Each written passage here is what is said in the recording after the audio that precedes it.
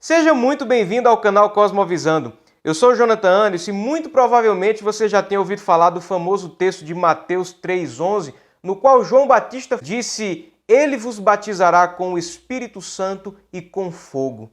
O que significa esse batismo com fogo? Para quem foi prometido esse fogo de Deus? É correto cristãos buscarem sobre si esse batismo com fogo? E o que dizer das expressões como cristão do fogo, igreja ou culto do fogo? Se você se interessa por esses assuntos, então fica aí conosco que o vídeo de hoje é para você.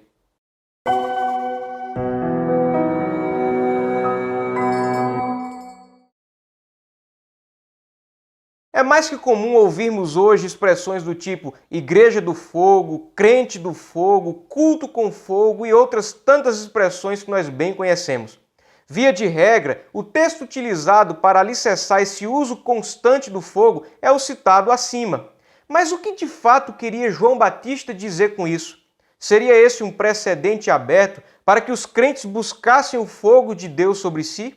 Seria talvez uma ordem para que cristãos buscassem receber o Espírito Santo posteriormente à sua conversão? Essas são perguntas pertinentes que crentes sinceros devem buscar respostas relevantes, principalmente em tempos em que pessoas vivem evangelhos superficiais e desprovidos de base bíblica. No texto citado, João Batista, cujo ministério era também preparar o caminho para o Messias, estava justamente anunciando a vinda do Cristo, que batizaria pessoas com o Espírito Santo e com fogo.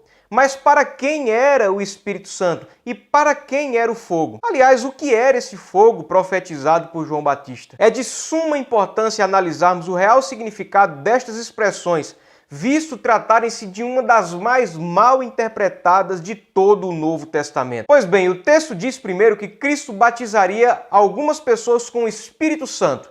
E nós cremos que esse batismo com o Espírito Santo é exatamente concedido aos cristãos, aos discípulos de Cristo, e isso marca exatamente o momento inicial da caminhada cristã, aquele momento no qual o Espírito Santo regenera pecadores, trazendo eles para a vida espiritual. Essa profecia de João Batista, digamos assim, em parte teve o seu cumprimento em Atos capítulo 2, no dia de Pentecostes, no qual o Espírito Santo foi derramado de forma abundante sobre os discípulos do Senhor. Entretanto, nós entendemos que o que João Batista disse se cumpre não apenas no Pentecostes, mas se estende, pois nós entendemos que sempre que alguém é convertido, regenerado, nascido de novo, tirado das trevas e transferido para o domínio soberano de Cristo, esse alguém é selado, habitado, batizado com o Espírito Santo e também dotado com certos dons espirituais para glorificar a Deus e servir ao corpo de Cristo. Esse batismo com o Espírito Santo, portanto, como o próprio Paulo disse aos Coríntios, no capítulo 12, versículo 13, trata-se exatamente do momento em que o crente é batizado no corpo de Cristo, unido ao corpo espiritual do Senhor. Esse batismo com o Espírito Santo, portanto, não deve e não precisa ser buscado pelo crente como uma segunda bênção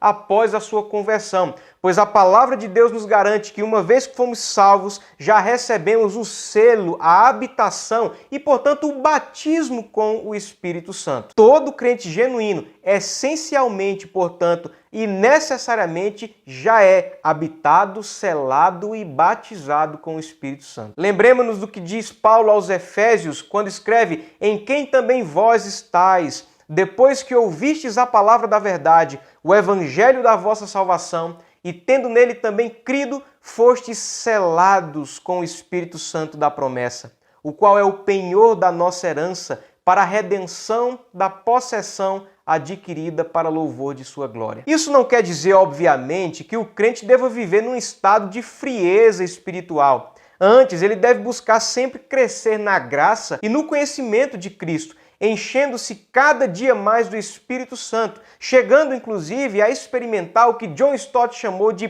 plenitude com o Espírito Santo. Contudo, sempre tendo a consciência de que já é habitação desse Espírito e que já foi batizado por esse Espírito, cuja evidência maior, como já falamos em outro vídeo, são os frutos do Espírito, conforme Gálatas 5:22. Por outro lado, a menção do batismo com fogo deve ser interpretada da seguinte forma: Primeiro, nas Escrituras, o fogo com frequência simboliza a ira de Deus, como por exemplo o texto que diz: ouça, ó Israel, hoje você está atravessando o Jordão para entrar na terra prometida e conquistar nações maiores e mais poderosas do que você. Então Deus diz ao povo que iria herdar a terra: esteja hoje certo de que o Senhor, o seu Deus, Ele mesmo vai adiante de vocês como fogo consumidor.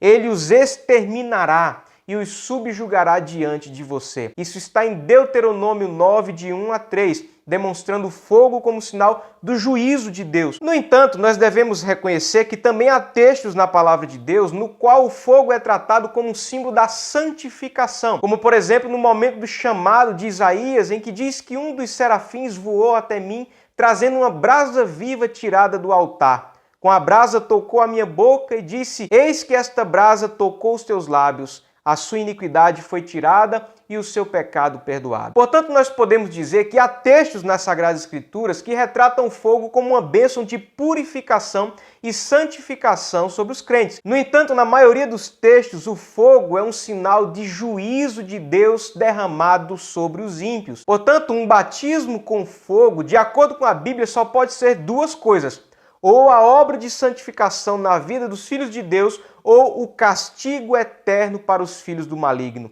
E isso é confirmado, inclusive, pelo versículo 12 de Mateus capítulo 3, que diz que Cristo limpará completamente a sua eira, recolhendo o seu trigo no seu celeiro, mas queimando a palha num fogo que não se apaga. Portanto, claramente, o próprio texto explica os dois tipos de batismo. Sobre os discípulos do Senhor, é dito que eles serão recolhidos, guardados no celeiro. Mas sobre os filhos do maligno, é dito que eles queimarão como palha num fogo que não se apaga. Esse, portanto, naturalmente é o próprio batismo que o texto está falando. Portanto, se você é um cristão genuíno, alegre-se, você foi selado, habitado, batizado com o Espírito Santo de Deus. Por isso, viva uma vida de santificação, não entristecendo o Espírito, mas glorificando a Deus e servindo a igreja do Senhor com os dons que Ele te concedeu. Contudo, muito cuidado com essas expressões com fogo, porque você pode muito bem estar utilizando-as num contexto totalmente antibíblico e desconhecido por boa parte da história do cristianismo. Busquemos, portanto, viver a plenitude do Espírito, mas deixemos o fogo de Deus para aqueles que dele experimentarão no dia do juízo. E se você gostou desse vídeo, então eu peço, se inscreva no nosso canal, compartilhe o nosso conteúdo com seus amigos e aguarde por novidades. Até o próximo vídeo e um forte abraço.